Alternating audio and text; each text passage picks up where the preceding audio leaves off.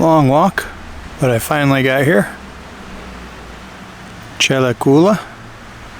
That's where you buy the tickets. You come up on this pretty main road right here.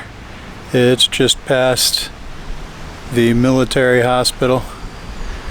But first you have to come here, buy a ticket. Cost me 300 dinar today. And then we go across the little bridge to Ćele Kula. House of Skulls. We'll talk a little more about it when we get over there. It's definitely an interesting story, and representative of hundreds of years of occupation, and this was right towards the end. And a big battle in the first Serbian revolution, the first Serbian uprising, I guess. And they were doing really well, but they weren't able to take Niš down here quite yet. This particular battle didn't go well. A lot of them did for the first uprising. Basically, from my reading of Wikipedia and other things, is they were kind of sold out by the Russians. I'm going to have to research that a little more, see if my understanding is correct, but it seems like they were kind of sold out after the first uprising. They pretty well had it, had mostly won, and then international events overtook them. Seems like that happened a lot as I've been reading about this area, this region, since I've been here in Niš, and reading about the history of Niš. A lot of times they would do an extraordinary accomplishment like the first uprising, and then just have the great powers, so-called, come in and make treaties and redraw lines and decide things kind of without them. They seem like they got screwed over quite frequently. Not just the Serbians, but Bulgarians. Everybody down here seems to have gotten screwed over pretty well by the great powers of the day. So let's go over and take a look and see. I guess there's 90 odd skulls still here. It was built right afterwards. The commander of the Ottoman troops, he ordered that the skulls be built into a tower, and so there were almost 1,000 skulls on this tower originally. Nice little area. Yeah, beautiful hills all around the city, of course. You can see them all from here. You can take a bus from downtown Niš up to here. Pretty easy.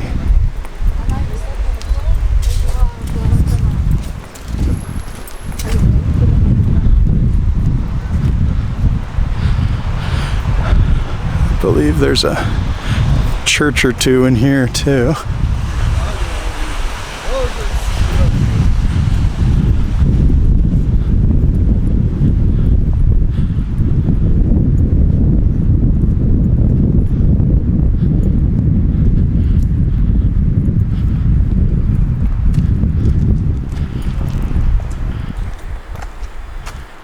Orthodox church right there.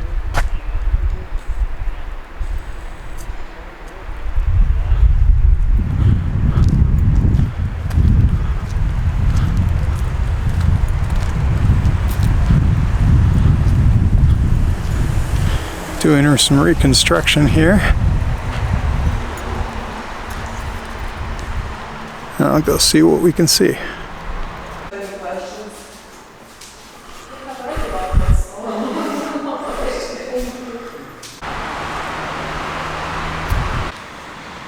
So, sitting here out in front of the Ćele Kula, the Tower of Skulls, as it's called.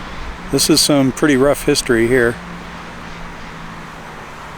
So I won't go through all of the history, but in 1809, towards the end of the first Serbian uprising, there was a battle not far from here. The lady that does the tour guides over here at the in the actual site, she said that it's about 6 kilometers from here is where the actual battle took place. And so the Ottomans and the Serbian rebels fought, and the rebels had a long string of victories, but they caught an L here, but it has become very, I guess, in a lot of cultures, some of the losses are almost more important than a lot of their victories.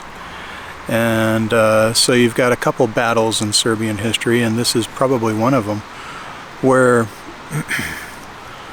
the loss is probably as much or more important than the victories that they won, because this monument was created by the Ottomans, a brutal monument of almost 1,000 skulls into a tower. They built almost 1,000 skulls of the rebels who died in that 1809 battle. And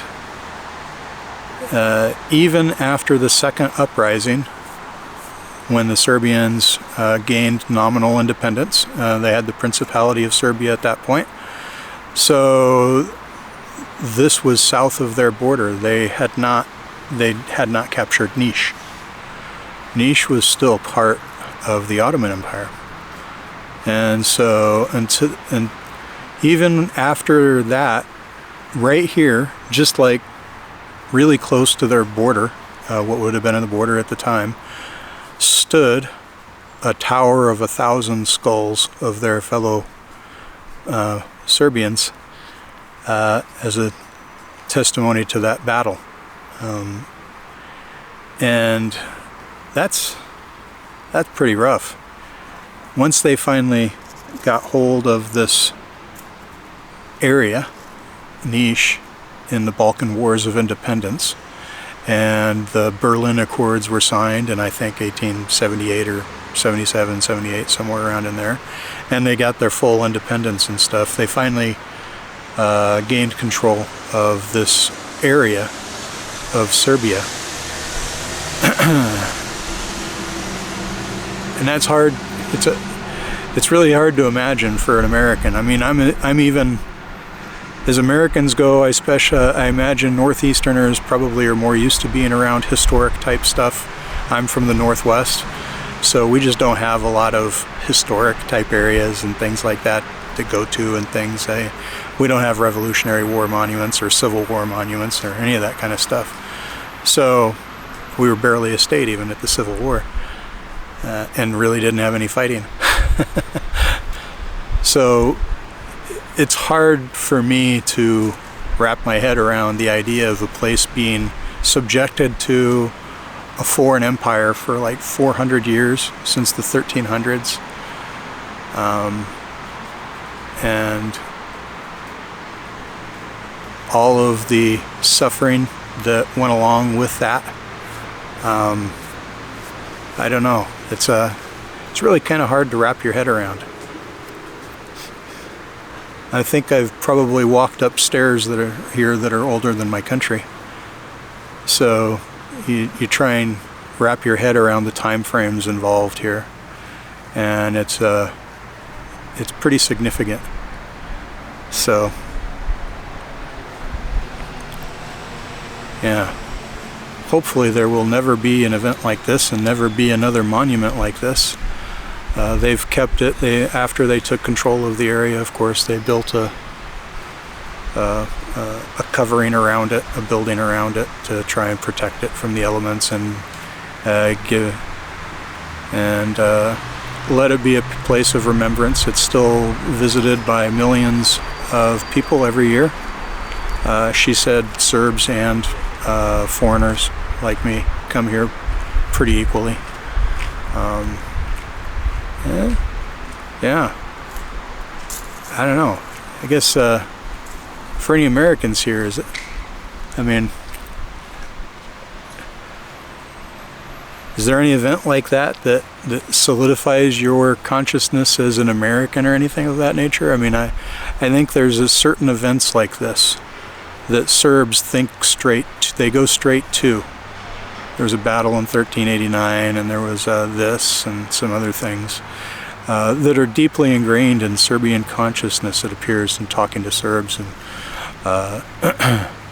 and a much more collective thought, because in many ways, at different times, all of the ethnic groups in this area were under threat from another ethnic group at some point or another. Here, very much the Serbs were under threat from the Ottomans all the way through that time. A lot of Turks moved into the area, Islamization and stuff like that.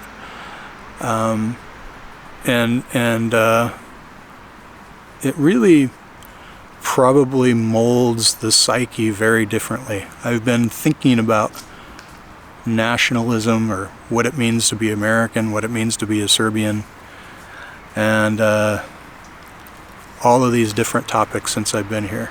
It's complicated. I'm sure a lot of us think, oh, that's a kind of easy off the top of our head, but actually, no, I think these are really complicated questions. Deserve a lot of honest discussion. And yeah, I'm interested to know if any Serbians are watching this, what this place means to you. Have you visited it? What does it mean to you? What does it mean to your history, your family, your community? Unfortunately, the gal here wasn't able to do an interview with me because they're not allowed to do interviews and stuff like that. But I don't want to mess with anybody just trying to do their job. But I'm curious about talking to people about what this means to them. Anyway, random musings from a crazy American roaming the streets of Niš, all on his own. Talk to you soon. Vidimo se.